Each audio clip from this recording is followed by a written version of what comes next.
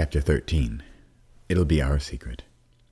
I slid as quickly and quietly as I could, and I caught up with Lou around the first bend. I tried to slow myself down, but I still crashed into him, and he let out a quick, "Ow!" I was going to remind him to be quiet when we were both immediately quiet. I was listening for other voices. They seemed to have stopped, but they quickly came back. I'm sure, not that sure, that the voices were more excited or elevated or at least talking about us. They were talking about what they were going to do to us. So I wasn't sure of any of that, but we did hear the voices. Lou's foot was stuck in a small crevice in the side of the tunnel. Without talking further, I pulled his foot back and out. Still holding on to him, I gave him a friendly push, and we were again double bobsledding down. A soft light around another bend, and I recognized the bottom of this tunnel. We slid out not terribly gracefully, and we were practically on top of Lee. "Where's Pepper?" I asked as quietly as I could. Lee pointed behind me, and not unlike a poster for a movie about a courageous German shepherd, Pepper was poised and proud atop a mound of dirt and grass and brush above the tunnel exit.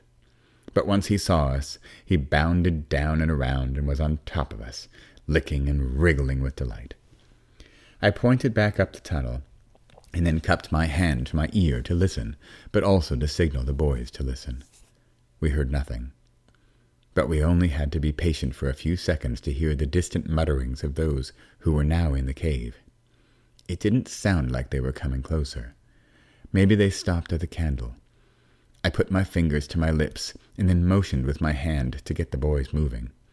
They didn't need much encouragement. This time we put the leash on Pepper, and we walked down and out of the park and onto the sidewalk. Lee was the first to speak. "Do you think someone lives in the caves?" he asked. "Maybe," I said, "but I don't know if I really want to know." "That was a close call," Lou said. I think he had just learned the term close call in the baseball team he had recently joined. "Yeah," I said, letting out another big breath of relief.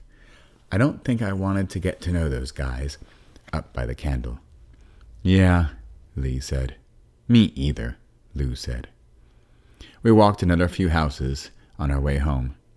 I remembered that I was a parent and they were my kids. I stopped and motioned for them to stop. We sat on a small brick planter. "Are you both okay?" I asked. Not to be overly dramatic and hug and squeeze them, I only held their hands. We made a small circle with our 6 arms. They shrugged and mumbled, "Yeah," and "uh-huh." I didn't press further, but thought this wouldn't be the last discussion of our adventures under Kite Hill. "Hey, I don't think we should tell anybody about the tunnels," I said. I didn't really have a reason, but it was just what came to mind. "It will be our secret, okay?" "Can we tell Mom?" Lee asked. "Yes, we can tell Mom, but that's it, okay? Let's just have this be our secret. Can you guys do that?" They unconvincingly shrugged and nodded and bobbled their heads. "I can't wait to tell Mom everything," Lou said, excited, and I knew our evening, and many future evenings to come, would be full of talk of candles, aliens, farting, Pepper, and caves.